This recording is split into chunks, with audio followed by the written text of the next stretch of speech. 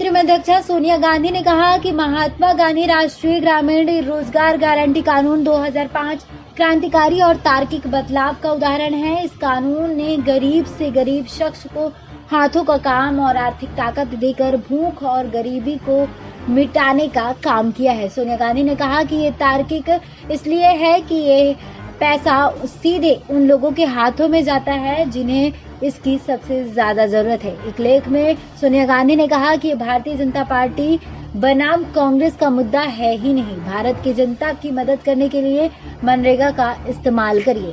सोनिया गांधी ने कहा कि मोदी सरकार ने मनरेगा की आलोचना की और इसे कमजोर करने की कोशिश की, लेकिन आखिर में इसके लाभ, सार्थकता और तर्क को स्वीकार करना पड़ा। मौजूदा केंद्र सरकार और उससे पहले 6 साल भी सरकार के लिए मनरेगा उपयोगी साबित हुई।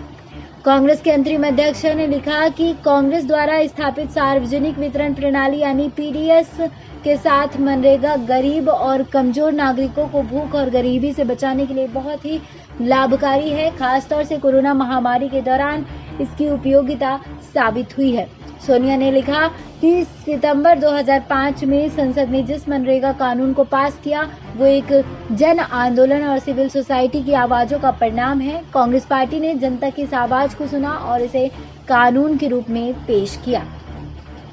लेख में सोनिया गांधी ने लिखा कि भारत के गांव में रहने वाले किसी भी नागरिक को इस कानून के तहत कम से कम 100 दिन का काम मांगने का अधिकार है और इसके जरिए सरकार उसे न्यूनतम मजदूरी के साथ कम से कम 100 दिन काम दिए जाने की गारंटी देती है।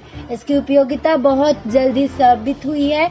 यह जमीनी स्तर पर मांग द्वारा संचालित काम का अधिकार देने वाली योजना है जो अद्भुत है और इसका उद्देश्य है कि गरीबी मिटाई जा सके। मनरेगा की शुरुआत के बाद 15 साल के भीतर इस योजना से लाखों लोग भूख और गरीबी से बाहर निकले हैं। सोनिया गांधी ने राष्ट्रपिता महात्मा गांधी को उद्धृत करते हुए लिखा, जब आलोचना किसी आंदोलन को दबाने में असफल हो जाती है तो उसको स्वीकृति और सम्मान मिलने लगता है। आजाद भारत में राष्ट्रपिता की इस बात को साबित करने के लिए मनरेगा से अच्छा कोई उदाहरण नहीं है। प्रधानमंत्री नरेंद्र मोदी द्वारा मनरेगा को कांग्रेस की विफलता का स्मारक कहे जाने को याद करते हुए सोनिया गांधी ने लिखा, पद संभालने के बाद पीएम मोदी को भी यह एहसास हुआ कि मनरेगा बंद किया जाना व्यवहारिक नहीं है, इसलिए उन्होंने इस योजना को कांग्रेस पार्टी की विफलता का जीवित उदाहरण तक कह दिया। बीते सालों में मोदी सरकार ने मनरेगा को खत्म करने, इसे कमजोर बनाने की पूरी कोशिश की, लेकिन मनरेगा के प्रहरियों और विपक्ष के दबाव ने इसे जिंदा रखा। SPN 9 न्यूज रूम से श्रुति की रिपोर्ट।